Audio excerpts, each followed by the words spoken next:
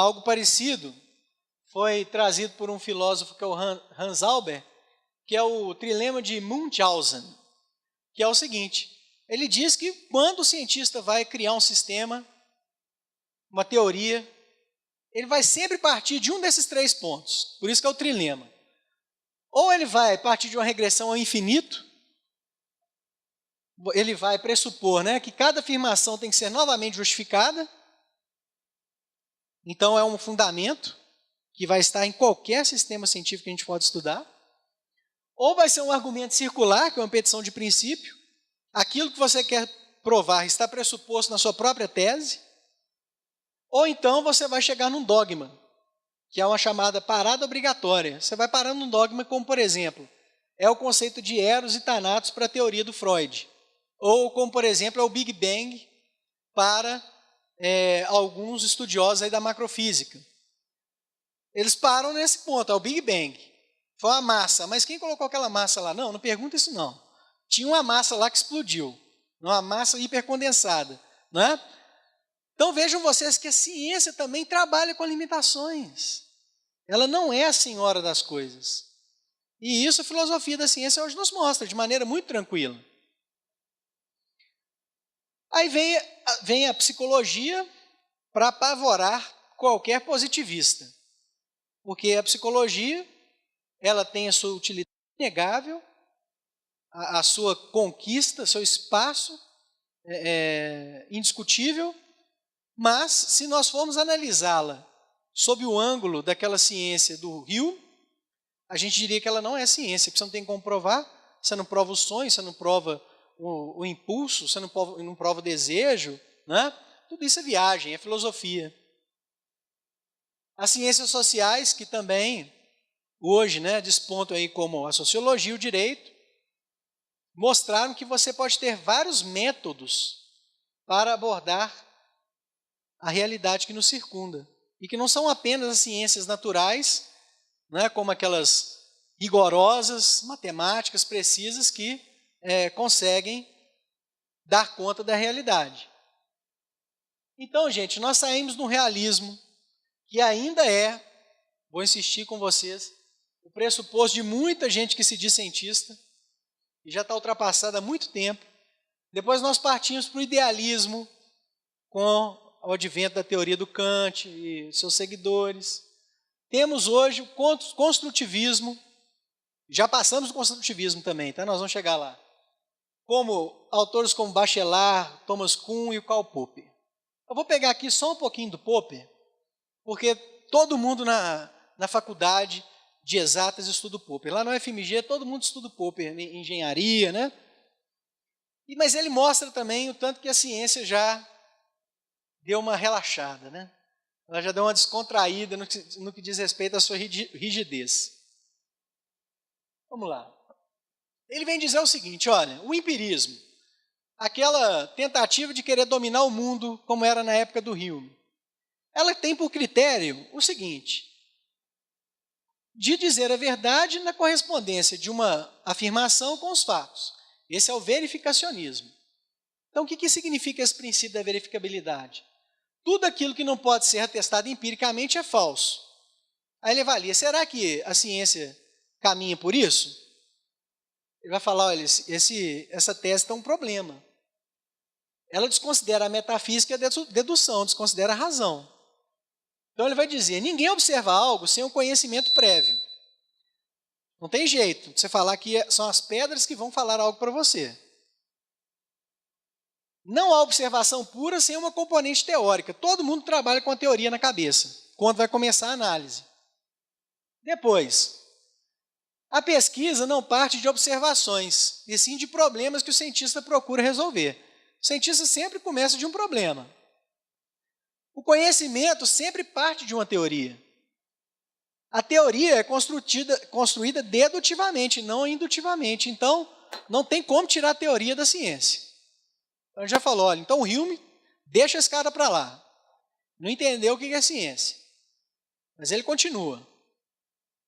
Segundo problema, o tal do verificacionismo pressupõe uma indução por eliminação. Como assim? o cientista ele iria eliminar todas as teorias falsas até encontrar a teoria verdadeira. Então ele fala, tudo isso aqui é falso, só essa teoria é verdadeira. Eles defendiam isso no passado. Isso hoje não é defendido mais. Por quê? Porque infinitas teorias falsas podem ser elaboradas. Você vai refutar infinitas teorias? Você pode criar um sem número de teorias falsas. Uma teoria sempre pode ser refutada no futuro, porque o conhecimento é falível.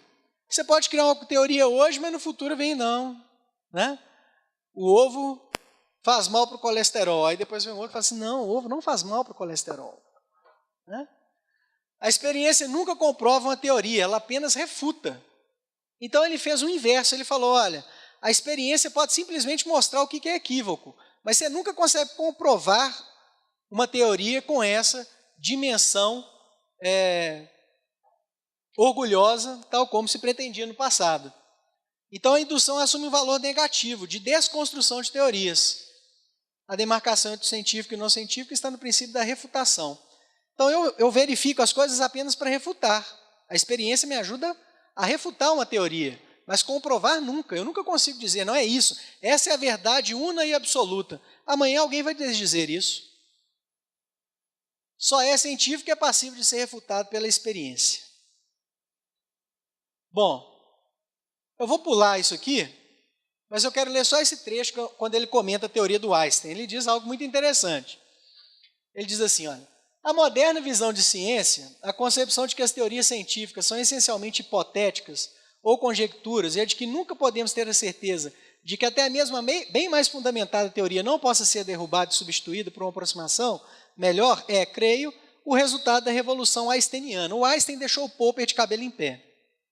A teoria do Einstein destruiu a autoridade da de Newton, e com ela algo de importância ainda maior, o autoritarismo da ciência. Então, essas descobertas foram tirando aquela aura de autoritarismo da ciência, de dona da verdade absoluta. Tudo isso foi ruindo aos olhos dos estudiosos da ciência. Vem o Kuhn, que é um cara mais cético que vocês podem imaginar do que diz respeito à ciência. O Kuhn vai dizer em síntese o seguinte, ele vai falar, olha, ciência é moda. Ele quase que diz isso. É um modismo, está na moda, os cientistas dizem que é assim, viram a moda no meio científico. Depois eles começam a mudar a mentalidade, eles assumem outro modismo. E a ciência é isso, é mudar de uma moda para outra. Então ele chega até a ter descrença total na objetividade, na possibilidade de domínio dos fatos pela ciência. Né? Ele vai tecer questões interessantes, eu quero só trazer algumas, que é a questão do paradigma e do apego ao paradigma. O Kuhn vai ser um grande crítico da chamada comunidade científica. Ele vai falar, olha, a comunidade científica, ela cria uma teoria, se apega a ela, e para se desapegar depois daquilo, é um problema. Então ele vai ser um ferrenho crítico à própria comunidade científica, demonstrando que eles se tornaram em pessoas ultra dogmáticas, mais dogmáticos do que muitos religiosos. Então nós temos o Bacon no passado dizendo, os padres serão substituídos pelos cientistas, lembram? O Kuhn já vai dizer o seguinte, não há nada mais parecido com um sacerdote medieval do que um cientista moderno. Grande ilusão, né, gente? Nós pensamos no passado, a ciência vai nos libertar. Qual que é o problema? O interesse humano. É aquilo que os Espíritos estão nos falando. Aí, as pessoas que chegam e se arrogam nos primeiros lugares, que ocupam as posições de destaque no planeta, também se tornam extremamente dogmáticos, defensores de pensamentos de casta, dominadores de academia, não é? E acabam reproduzindo algo que foi criticado no próprio meio religioso. Então a gente percebe que o problema não é do meio religioso, nem do meio científico, o problema é do homem. Aliás, nós poderíamos dizer que o problema não é nem da religião, nem da ciência. O problema é o homem. O homem é que causa esse tipo de deturpação. E a ciência hoje tem chegado nesse ponto. Eu lembro um professor dizendo para a gente em sala de aula que na avaliação de mestrado de um grande professor, um dos avaliadores virou para ele e falou assim: você subiu sobre os ombros de quem? Aí o professor assustou, disse: mas por que dessa pergunta? Não, aqui as pessoas só chegam aqui subindo nos ombros de alguém. Quem te deu o pezinho? Né? Então essa é a democracia da academia hoje. Se você tenta entrar no meio acadêmico defendendo uma tese diferente, você vai ser excomungado. Né? Então essa crítica do Kuhn hoje tem muita procedência. O Kuhn vai trazer o conceito de incomensurabilidade, que é muito interessante. Ele vai falar que a ciência ela é tão restrita que o paradigma posterior é incomensurável, ela não consegue nem imaginar qual que vai ser o próximo paradigma. Vem uma nova forma de ver as coisas, de enxergar a matéria, de medir, de delinear metodologicamente aquela abordagem, que é algo tão novo que no paradigma anterior você não consegue nem imaginar, nem vislumbrar. Isso mostra, então, o tanto que a ciência é limitada, porque ela não consegue nem enxergar adiante o que ela vai ser capaz de fazer amanhã. E aí, gente, nós temos, depois desses homens, né, um outro momento, que é o da filosofia hermenêutica. Nós não vamos entrar nos detalhes da explicação desse pressuposto teórico, mas nós temos homens como o Adorno, que vão dizer...